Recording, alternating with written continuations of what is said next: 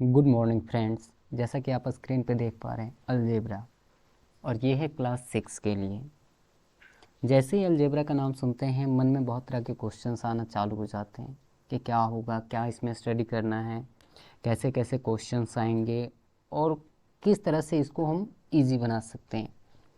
तो चलिए इसको शुरू से अंत तक देखना है, तभी आपको समझ में आएगा। सही से क्लासेस को बहुत ही बारीकी से समझना है, क्योंकि फर्स्ट टाइम आप स्टडी कर रहे हैं अलजेब्रा के बारे में, तो हर एक टर्म को, हर एक पार्ट को समझना है बहुत ही अच्छे तरीके से। चलिए स्टार्ट करते हैं इसके कंसेप्ट को लेकर के। चलिए पहले हम लोग आते हैं अलजेब्रा के ऊपर। तो जैसे कि डिफाइन किया गया है अलजेब्रा को कि a type of mathematics in which letters and symbols are use to represent numbers. Simple भाषा में कहें तो अलजेब्रा का मतलब होता है कोई भी सिंबल और नंबर के सहायता से रिप्रेजेंट करना, एक्सप्रेस करना, ग्रुप बनाना। यानी कि जब कभी भी आपको नंबर्स और उसमें सिम्बॉल्स दिखे, क्या क्या चीज़ दिखे, सिम्बॉल्स, नंबर और सिम्बॉल्स। मान के चलिए लिखा हुआ है 2x, इसमें नंबर भी दिख रहा है, सिम्बॉल्स भी दिख रहा है, ये हमारा अलजेब्रा है, अलजेब्रा का पार्ट है। मान के चलिए ये लिखा हुआ है 2x + 3y, इसमें भी अलजेब्रा है, यानी सिम्बॉल मतलब x है, नंबर्स 2, 3, 4, 5, 6 में भी कुछ भी हो सकता है। तो अलजेब्रा वह पार्ट है जिसमें लेटर्स और सिंबल्स, लेटर्स कोई भी हो सकता है, अल्फ़ाबेट हो सकता है, अनदर से सिंबल्स भी ले सकते हैं, तो उसको रिप्रेजेंट करने के लिए नंबर्स हो, ठीक है। यानी कि नंबर्स के साथ अल्फ़ाबेट, लेटर्स, सिंबल कोई भी चीज़ यूज करते हैं तो वो जो ग्रुप बनता है उसको क्या कहते हैं हम लोग, अलजेब्रा। अलजेब्रा में दो पार्ट होते हैं, फर्स्ट पार्ट कांस्टेंट और सेकेंड पार्ट वेरिएबल। ये दोनों छोटे छोटे टर्म्स हैं, इन दोनों टर्म्स को जानना बहुत ज़्यादा ज़रूरी है कि आखिर ये होता क्या है। तो पहला चीज़ जानिए कांस्टेंट।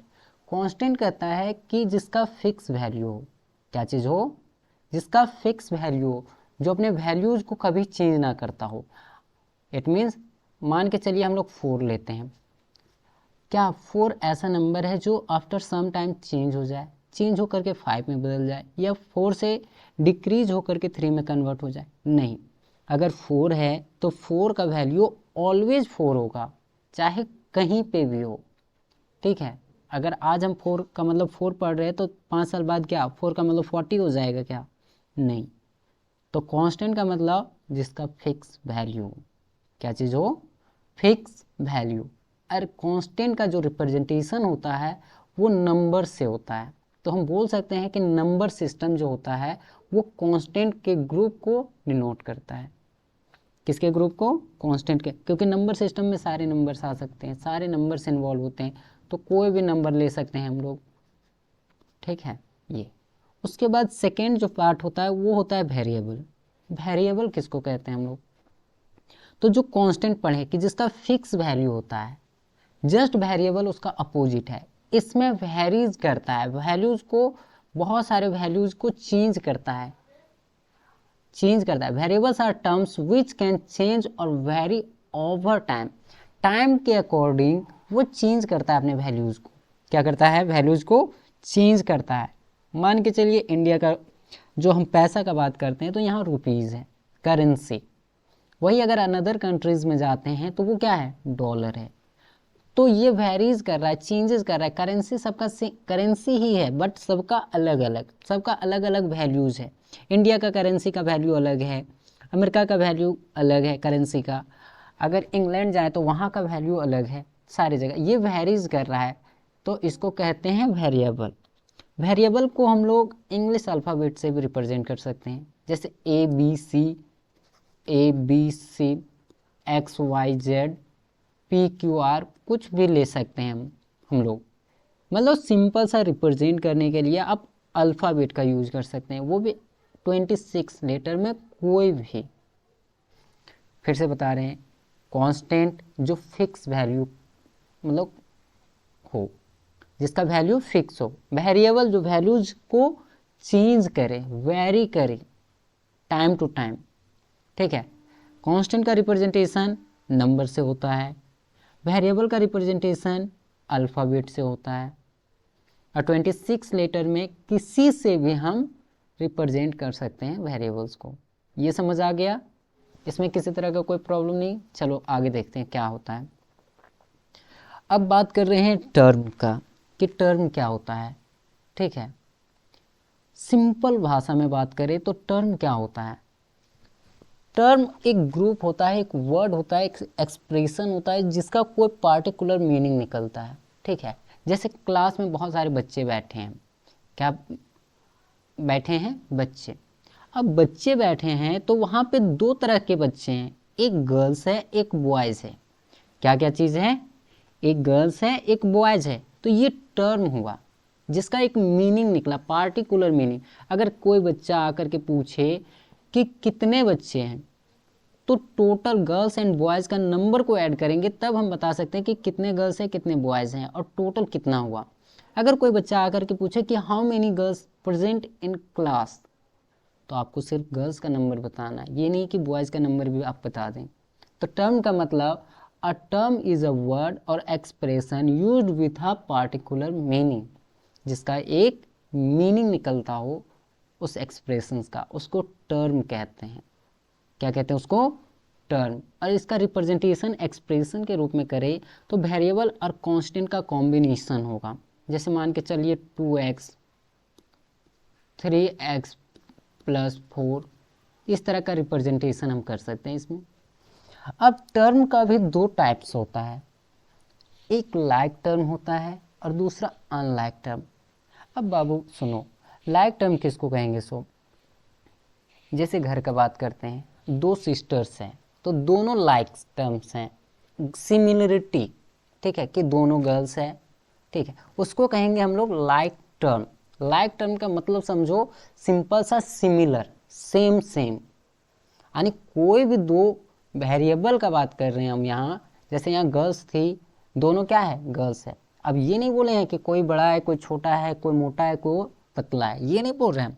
सिर्फ ये देखना है कि आप दोनों के बीच में जो कंपैरिजन कर रहे हैं वो गर्ल्स है। क्या चीज़ है? लड़की है। कि दोनों का दोनों क्या है? लड़की। कोई बड़ी हो सकती है कोई छोटी हो सकती है। तो सिंपल सा जो लाइक टर्म कहता है वो कहता है सिमिलर वेरिएबल, यानी कि दो लड़की है, दोनों क्या है? लड़की। ये सिमिलरिटी होना चाहिए। ठीक है, अगर दोनों सेम वेरिएबल हो, वेरिएबल का बात कर रहे हैं एक्स वाई जेड कुछ भी है अल्फ़ाबेट का पार्ट, तो दोनों अगर सेम हो तो वो लाइक टर्म है। कौन से टर्म्स हैं? Like term. अगर दो गर्ल्स है दो बॉयज़ है, दो कोई भी सिमिलर चीज़ लेना है आपको। जैसे कि लाइक टर्म्स में यहाँ एग्जांपल दिया गया है 2x। देखो x का पार्ट देखो, यहाँ पे भी हमारा 19x। x वाले पार्ट को सिर्फ ढूंढना है कि x वाला पार्ट दूसरे में अवेलेबल है या नहीं। अगर अवेलेबल है तो वो हमारा लाइक टर्म हुआ। अगर x के साथ अनदर टर्म्स भी है तो वो हमारा लाइक टर्म नहीं होगा, वो जस्ट अपोजिट हो गया, तो वो अनलाइक टर्म हो गया। कौन सा टर्म हो गया? अनलाइक। देखिए w के साथ क्या है? w। ठीक है, r के साथ क्या है? r। a स्क्वायर के साथ क्या है? a square. y के साथ क्या है? y। यानी कि सिमिलरिटी मिलना चाहिए, सिमिलर वेरिएबल होना चाहिए। यहाँ लिखा भी है those terms are called like term which है द सेम वेरिएबल्स। जिसके पास सेम वेरिएबल्स होंगे वो सारे के सारे कौन से टर्म्स कहलाएंगे? लाइक टर्म्स कहलाएंगे। किसी को कन्फ्यूजन इसमें? लाइक टर्म मतलब जिसका वेरिएबल सेम हो, उसके पहले कोई भी नंबर आए उससे हमको किसी तरह का कोई इफेक्ट नहीं है। जैसे हम बोले दो सिस्टर्स है, दो सिस्टर्स है, लड़की है दोनों। अब कोई बड़ी है कोई छोटी है, इससे कोई मायने नहीं है, सिर्फ दोनों लड़की होना चाहिए। दो लड़के हैं, लड़का बड़ा है या छोटा है उससे हमको कोई मतलब नहीं है, सिर्फ लड़का होना चाहिए। वही हम अनलाइक टर्म का बात करें तो दोनों डिसिमिलर हो, जैसे एक भाई एक बहन है, दोनों का बोल देंगे एक है तो ये होगा कभी? नो, क्योंकि एक गर्ल्स है एक बॉयज़ है। तो जब गर्ल्स और बॉयज़ का बात हो तो अनलाइक टर्म, और जब गर्ल्स गर्ल्स का बात हो बॉयज़ बॉयज़ का बात हो तो लाइक टर्म्स। समझ में आया? चलिए ये क्या है? 2xy और यहाँ 3xy, ये कौन से टर्म्स है? तो सर इसमें एक्स वाई दोनों मिल रहा है, तो ये कौन सा टर्म हो जाएगा, हमारा लाइक टर्म हो जाएगा। कौन सा टर्म हो जाएगा, लाइक टर्म। ये बताइए ये है या नहीं है, ये इसमें देखिए एक्स वाई, लेकिन अब हमको वेरी करना है इसके पावर्स को। यहाँ लिखा हुआ है एक्स स्क्वायर वाई, जबकि नेक्स्ट वाले में लिखा है एक्स वाई स्क्वायर, यानी कि ये दोनों का दोनों अलग है, तो ये कौन सा होगा, अनलाइक। कौन सा हो गया, अनलाइक, यानी लाइक टर्म जिसके दोनों वेरिएबल्स सेम हो, सिमिलर हो। अनलाइक टर्म्स जिसके वेरिएबल चेंज हो या डिफरेंट हो। इसमें किसी तरह का कोई कंफ्यूजन हो तो ज़रूर बताएं। चलो आगे टर्म्स के बारे में जानते हैं हम लोग। अब हम लोगों को टर्म्स के अकॉर्डिंग इसको क्लासिफाइड करना है कि कितने होते हैं, ठीक है। जैसे मोनोमियल क्या दिया गया है, फर्स्ट में जो फर्स्ट टाइप होता है वो होता है मोनोमियल। क्या होता है, मोनोमियल। तो मोनोमियल का मतलब होता है सिंगल, वन, यानी वैसा एक्सप्रेशन जिसमें सिंगल टर्म कंसिस्ट करे। कौन से कितने टर्म्स करे, consist, single term. Single term का बात करते हैं तो 2x, इसमें कितना है टर्म्स, एक। 3, इसमें कितना टर्म है, एक है। ये लिख रहे हैं तो इसमें कितना टर्म है, एक टर्म है। यानी कि आप कितना भी बड़ा एक्सप्रेशन को लिख दें, सिर्फ उसका टर्म्स को काउंट कीजिए। कितने, क्या चीज़ को काउंट करना है, टर्म्स को। जैसे कि नेक्स्ट क्वेश्चन लिख रहे हैं हम यहाँ पर 2x + y। इसमें देखिए एक टर्म ये हमारा 2 वाला हो गया और एक टर्म y वाला हो गया, ठीक है। तो ये हमारा कितने टर्म्स का हो गया, 2 टर्म्स को। और 2 टर्म्स वाले को क्या कहते हैं हम लोग, बाइनोमियल। यानी जब सिंगल टर्म हो तो मोनोमियल, जब डबल टर्म्स आ जाए तो वो हो गया क्या चीज़, बाइनोमियल। या फिर कह सकते हैं डबल टर्म्स में जब भी होगा तो ऑपरेशन क्रिएट करेगा। ऑपरेशन मतलब प्लस हो, माइनस हो, यानी एडिशन होगा, सब्सट्रैक्शन होगा, मल्टीप्लिकेशन होगा, डिवीजन हो सकता है। ये चारों में से खास करके आपका एडिशन और सब्सट्रैक्शन जो ऑपरेशन है वो अप्लाई होगा। एक और एग्जांपल लेते हैं इसका, 2x² y + y²। ये कौन सा टर्म्स है, तो सर इसमें 2 टर्म्स है, ये बाइनोमियल होगा। कौन सा टर्म होगा, बाइनोमियल। अब उसी तरह से लिखा गया है ट्राइनोमियल। क्या लिखा गया है, ट्राइनोमियल। तो ट्राइनोमियल में कितना लिख दिया, 3 terms. Monomial contain how many terms, 1 term. Binomial 2 terms. उसी तरह से ट्राइनोमियल 3 टर्म्स। तो 3 टर्म्स वाले लिखते हैं 3xy + 2x + 3y। इसमें कितना टर्म्स है, 1, 2 और 1, 3। यानी कि इसमें भी आपको 3 टर्म्स मिल रहे हैं। और 3 टर्म्स वाले को क्या कहते हैं, ट्राइनोमियल। क्या कहते हैं, ट्राइनोमियल। फिर से बोल रहे हैं, बाइनोमियल मतलब 1 टर्म, मोनोमियल मतलब 1 टर्म, बाइनोमियल मतलब 2 टर्म और ट्राइनोमियल मतलब 3 टर्म्स। जब एक टर्म हो तो मोनोमियल है, जब 2 टर्म हो तो बाइनोमियल है, और जब 3 टर्म हो तो ट्राइनोमियल है। किसी को कन्फ्यूज़न हो तो ज़रूर बताएं। अगर 2x लिखा हो या सिंपल वे में 3 लिखा हो या 3x² लिखा हो तो ये सारे के सारे मोनोमियल के एग्जाम्पल्स हैं। अगर 2 एक्सप्रेशंस के बीच में ऑपरेशंस आए, जैसे प्लस हो, माइनस हो, कुछ भी आए, तो वो बाइनोमियल। जैसे 2x + y लिखा हुआ है हमारा, क्या चीज़ लिखा हुआ है, 2x + y, तो इसके बीच में जो ऑपरेशन आ रहा है वो एडिशन का आ रहा है, तो उसको बाइनोमियल कह रहे हैं। 3 टर्म्स मतलब 3 टर्म्स होना चाहिए, उसको ट्राइनोमियल कहते हैं। अब बात कर रहे हैं हम लोग कोफिशिएंट का। किसका बात कर रहे हैं हम लोग, कोफिशिएंट का। किसका बात कर रहे हैं, कोफिशिएंट। तो कोफिशिएंट का मतलब यहाँ पे सिंपल वे में समझाया गया, a coefficient is a number or an alphabet that are multiplied by a variable of a single term और the terms of a polynomial.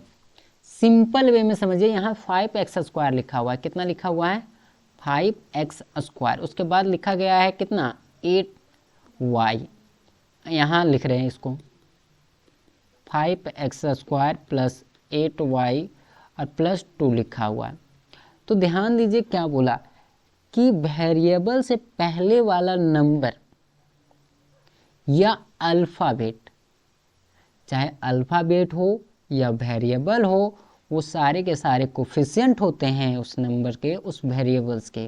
जैसे x² के पहले कौन सा है, तो कोफिशिएंट ऑफ लिखेंगे इसका, कोफिशिएंट ऑफ एक्स स्क्वायर लिखते हैं तो क्या होगा, कोफिशिएंट ऑफ एक्स स्क्वायर लिखते हैं तो एक्स स्क्वायर के पहले कितना मल्टीपल है 5, तो 5 होगा। उसी तरह सेम वाई के पहले कितना है तो 8 है, तो 8 लिखेंगे।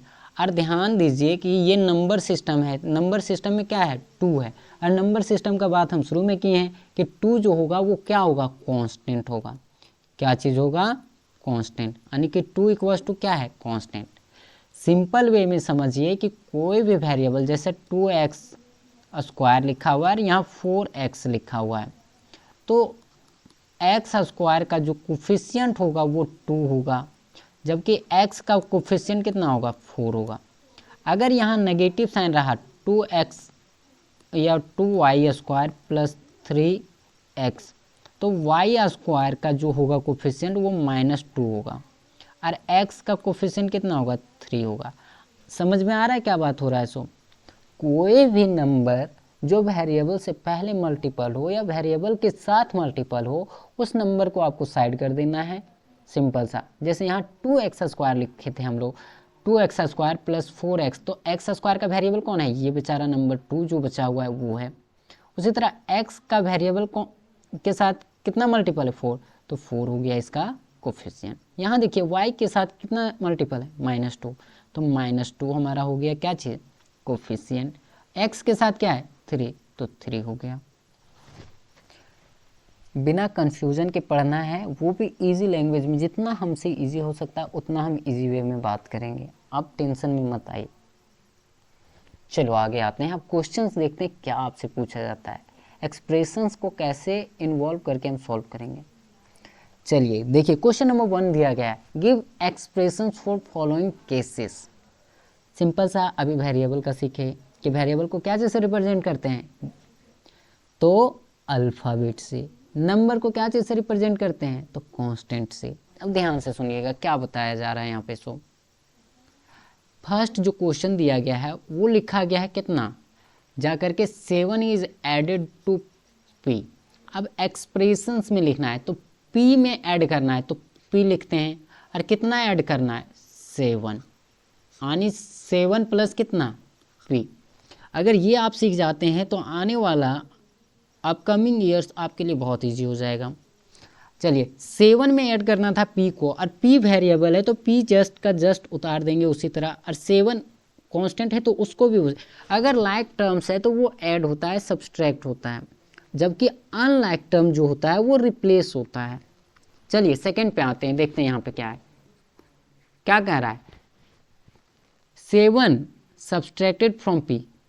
फ्रॉम लिखा हुआ है तो फ्रॉम मतलब फर्स्ट में क्या होगा p होगा, और कितना सब्सट्रैक्टेड करना है 7, तो 7 हम इसको सब्सट्रैक्ट कर दिए, ठीक है। उसके बाद क्या कर रहा है p इज मल्टीप्लाइड बाय 7, 7 से क्या मल्टीप्लाइड होगा p, या p इज मल्टीप्लाइड, 7 को p से मल्टीप्लाई कीजिए या p को 7 से, दोनों का रिजल्ट क्या होगा सेम, 7 इंटू p, तो इसको लिख सकते हैं 7p। क्या लिख सकते हैं हम लोग 7p। अब ध्यान दीजिए p डिवाइडेड बाय 7, बाय का मतलब होता है बट्टा, डिवाइड का डिनोमिनेटर के रूप में आएगा, तो किसको डिवाइड कर रहा है p को, p बाय कितना 7, ये इसका रिजल्ट है। चलिए आगे और भी हैं, और भी देखते हैं क्या क्या आने वाला है। सो ध्यान से क्या चीज़ कह रहा है, सो कह रहा है 7 सब्सट्रैक्टेड फ्रॉम -m। क्या कह रहा है -m और सब्सट्रैक्ट करना है तो क्या करेंगे -7। अब ध्यान से देखिए दोनों में नेगेटिव साइन है, नेगेटिव हम बाहर ले आते हैं तो क्या हो जाएगा m प्लस 7। क्यों होगा प्लस, क्योंकि minus into plus equals to क्या होता है minus into plus equals to क्या होगा माइनस। ये हम लोग को पढ़ना है और ये चीज़ ध्यान में रहना चाहिए कि नेगेटिव पॉजिटिव का क्या होता है। सो उसी तरह m के पहले कुछ नहीं है तो प्लस है, प्लस इंटू माइनस माइनस हो जाएगा। यहाँ पे फिर से आते हैं तो कह रहा है -p is multiplied by 5, -p is multiplied by 5 कितना हो जाएगा, ये हमारे साथ हो जाएगा -5p, क्योंकि नंबर्स हमेशा पहले आते हैं वेरिएबल से, ठीक है। कोई भी कंफ्यूज ना करे, बहुत ही छोटा छोटा चीज़ है, सिर्फ सीखना है। इसके बाद जी नंबर पे आते हैं, कह रहा है minus P is divided by five, तो ये लिखा जाएगा। इसी तरह ये क्या कर रहा है, p बाय -5। और ध्यान दीजिएगा कभी भी आप लोग ये जो होता है डेनोमिनेटर या न्यूमरेटर, यहाँ तो डेनोमिनेटर दिया गया नेगेटिव में, वो नहीं लिखा जा करके सामने लिखा जाता है, आप ये लिख सकते हैं इसके बदले।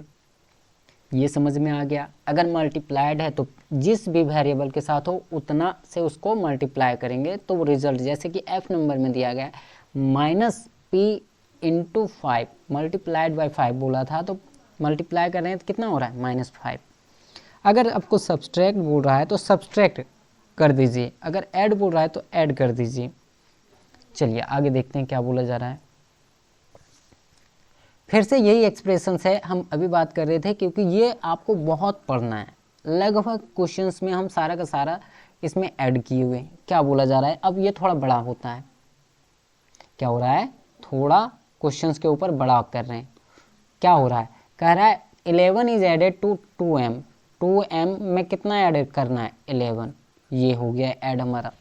थर्ड में क्या कह रहा है, सेकेंड पे कह रहा है फ्रॉम का मतलब क्या होता है, ये वाला पार्ट जो है वो फर्स्ट में आएगा, क्या होगा 2m और ये -11, इतना हो गया। ये यहाँ पे क्या कर रहा है, ध्यान से देखिए, पहले इस चीज़ को करते हैं 5 टाइम्स y, 5 टाइम्स का मतलब होता है multiply, which 3 is added, 3 is added यानी 5y प्लस कितना 3 होगा, यहाँ पे कितना होगा 3।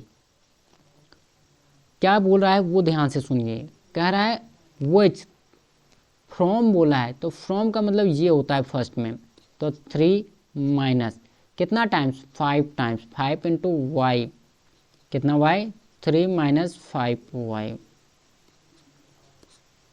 इतना, ये हो गया।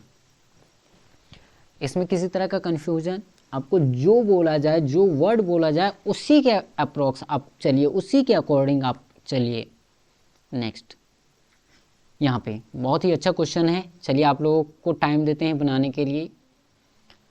फिर आते हैं, देखिए क्या कह रहा है, y इज मल्टीप्लाइड बाय -8, ये क्वेश्चन अभी बताया गया था, वो भी y की जगह क्या था p था, तो y इज मल्टीप्लाइड बाय कितना -8 इक्वल टू कितना -8y, इतना हो गया।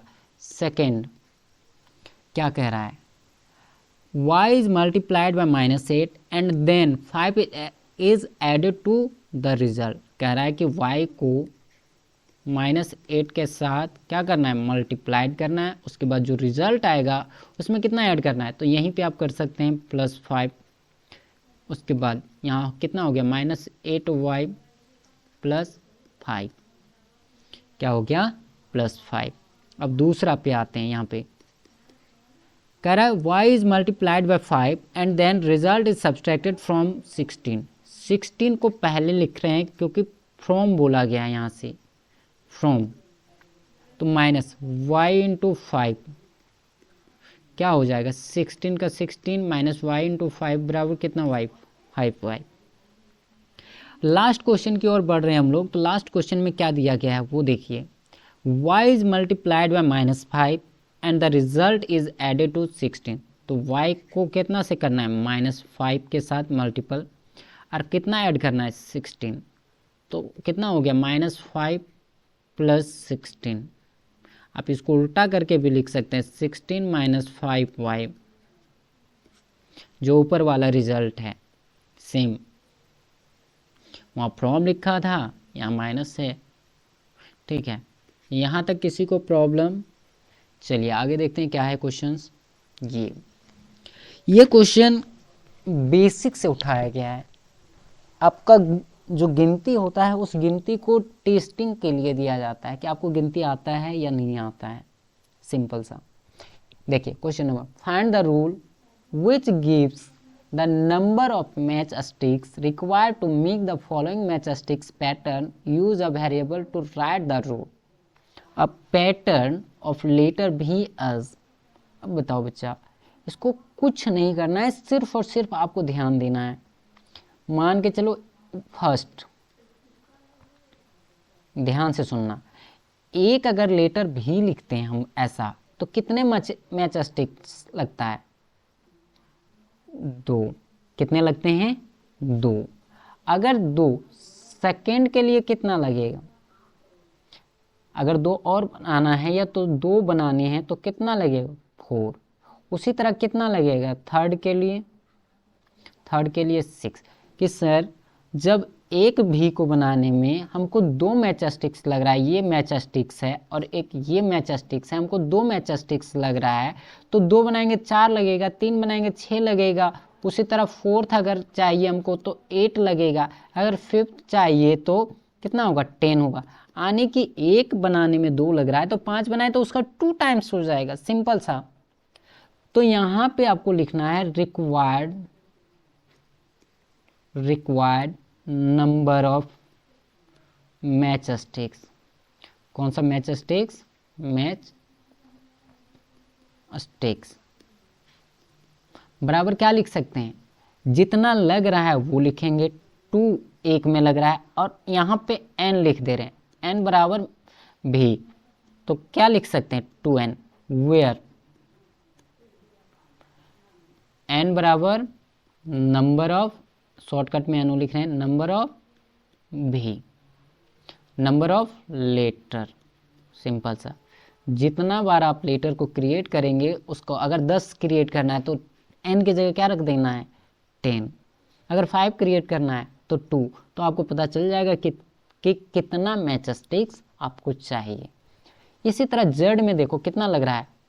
1, 2 और 1 3, यानी फर्स्ट में 3, सेकेंड में भी कितना, इसी तरह बनाना है कितना लगेगा? उसमें भी 3, तो 3 और 3 6, थर्ड में कितना? 9, फोर्थ में कितना? 12।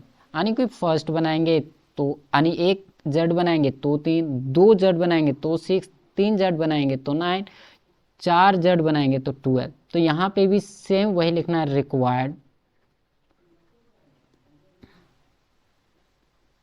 Required number of match sticks. बताइए इसका क्या लिख सकते हैं मैच स्टिक्स में? तो कितना लग रहा है? 3, 6, 9, 12। तो किसका टेबल है ये? 3 का, तो 3n लिख दीजिए डायरेक्ट। n बराबर नंबर ऑफ क्या चीज? लेटर, कि कितना बार बनाना है। या सिंपल समझो ना, जितना मैच स्टिक्स होगा उतना n मान लेना है। अगर 3 है तो 3n, 4 है तो 4n, 2 है तो 2n। अगर कुछ नहीं है, सिंगल लग रहा है तो n मान लीजिए। 10 बनाना है तो 10 हो जाएगा, 5 होगा तो 5 हो जाएगा। सिंपल सा, जितना नंबर्स आपका मैच स्टिक्स का है वो डायरेक्ट लिख दीजिए। अगर भी में 2 है तो 2n, अगर जेड में 3 है तो 3 है, एस में अगर 5 है तो 5 हो गया, 5n। मतलब आपको ये यूज करना है सिंपल वे में, थोड़ा सा माइंड को सेट करके यूज करना है। चलिए अगला देखते हैं। Correct, candidates are marching in a parade, there are 5 cadets in a row, what is the rule gives the number of cadets, give the number of rows, use n। अब ध्यान से सुनो, ये बहुत इजी क्वेश्चन है। अब मान के चलो आप लोग प्रे कर रहे हो कहीं पे, मान के चलो ये तुम्हारा नंबर है 1, 2, 3, 4, 5। आप लोग रो बना रहे हो कि एक रो में 5 बच्चे रहेंगे। क्या रहेंगे? 5 बच्चे। तो ये फर्स्ट रो हुआ मान के चलो। सेकेंड रो भी इसी तरह से, कितना बच्चा होगा उसमें भी कितना रहेगा? सेकेंड रो इसी तरह से होगा। अब ध्यान से सुनो, जब एक रो में 5 बच्चा है तो 2 रो में कितना होगा? 10 होगा। 3 रो में कितना होगा? 15 होगा।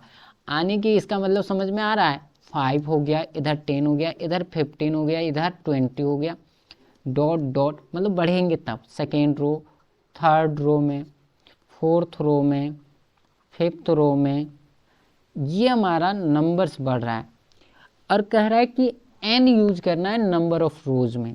तो लिख सकते हैं यहाँ पे direct total number of cadets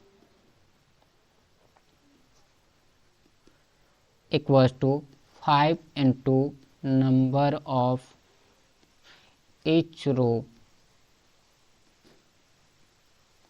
row cadets, यानी कि 5 से गुना कर दीजिए जितना होगा, तो 5 इंटू कितना n, तो कितना n 5n, यानी कि आपको जितना रो का निकालना है 5 रो का निकालना है, तो 5 इंटू 5 कितना होगा 20, फिफ्थ रो तक कितना हो जाएगा बच्चा 25।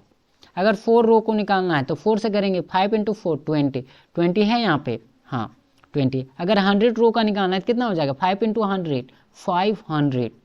सिंपल सा, जितना रो था उससे आपको n मतलब होता है नंबर ऑफ रोज, जितना रो का हम मान रहे हैं उतना रोज से उसको मल्टीपल कर दीजिए, कि एक रो में 5 है तो 50 रो में कितना होगा, तो 5 into 50 equals to 250 candidates total होंगे। चलो आगे देखते हैं। ये बहुत अच्छा है। कितने लोगों को आम खाने का मज़ा आता है? जितने भी लोगों को आम खाने का मज़ा आता है, अगर इसका आंसर नहीं मिला हमको तो फिर तो तुम लोग का आम गया काम से, ऐसे करके। ठीक है, कह रहा है कि एक बॉक्स है जिसमें कितने मैंगोज है, 50 मैंगोज हैं। कितने मैंगोज हैं 50, और 50 मैंगोज हैं, तो बताओ बच्चा, जब एक बॉक्स में 50 आम हैं तो 5 बॉक्स लें या 50 बॉक्स लें, तो आप नंबर्स बता सकते हैं ना। जैसे आप पेन खरीदने जाते हैं, अगर एक पैकेट में 5 पेन हैं तो अगर 3 पैकेट खरीदते हैं तो कितना हो गया 5 इंटू 3, या तो 5 बॉक्स ले रहे हैं तो 5 इंटू 5, तो एक बॉक्स में 50 है, तो टोटल बोल रहा है टर्म्स में बॉक्स के अकॉर्डिंग दिखाना है, तो क्या हो जाएगा, सिंपल सा अभी बताए नहीं, total number of mangoes, total number of mangoes equals to 50 एक में है। ठीक है, उसके बाद नंबर ऑफ बॉक्सेस, कितना बॉक्स का निकालना है वो बता दीजिए, उसके बाद टेंशन ही नहीं है। और नंबर ऑफ बॉक्सेस बराबर क्या लेना है, बी लेना है। क्या लेना है, तो 50 इंटू बी बराबर क्या सिखाए थे, कोई भी नंबर के साथ अगर वेरिएबल मल्टीपल होता है तो वो सेम टू सेम लिखा जाता है। चलो लास्ट आते हैं इधर, चलो घर पे आते हैं। तुम लोग को बहुत सारा मम्मी पापा का प्यार मिलता है, देखते हैं कितना मिला है। सो कह रहे मदर हैज़ मेड लड्डू, चलो घर पे लड्डू बना है तो उसका आनंद लेते हैं।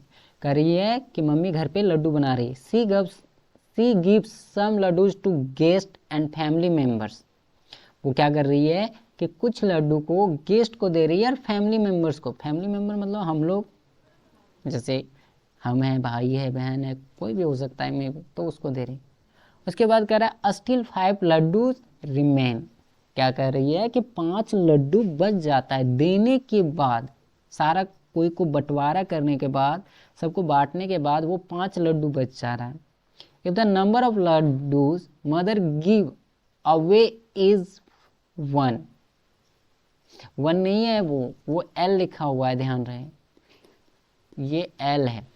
ठीक है, कह रही है कि जो लड्डू निकाली है, if the number of laddoos mother give away is L, जो लड्डू निकला है वो कितना है L है, जो दी है सबको। तो कह रहा है कितना लड्डू बना था बाबू, ध्यान में रखना, मम्मी सबको लड्डू खिला रही है, तुमको भी दी है, और 5 लड्डू बच भी गया, और टोटल जो लड्डू था वो L था, जो बांटा गया है और जो बांटा गया है वो L है, और बच कितना गया 5।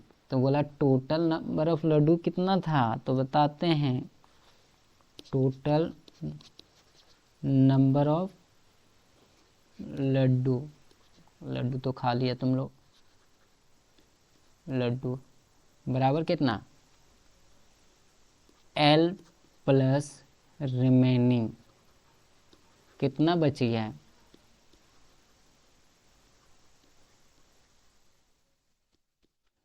अब तो ध्यान से देखिए L प्लस 5, ये लड्डू है हमारा जो बच गया। चलो समझ आया, समझ आया तो एस सर लिखना और लाइक और सब्सक्राइब ज़रूर करना।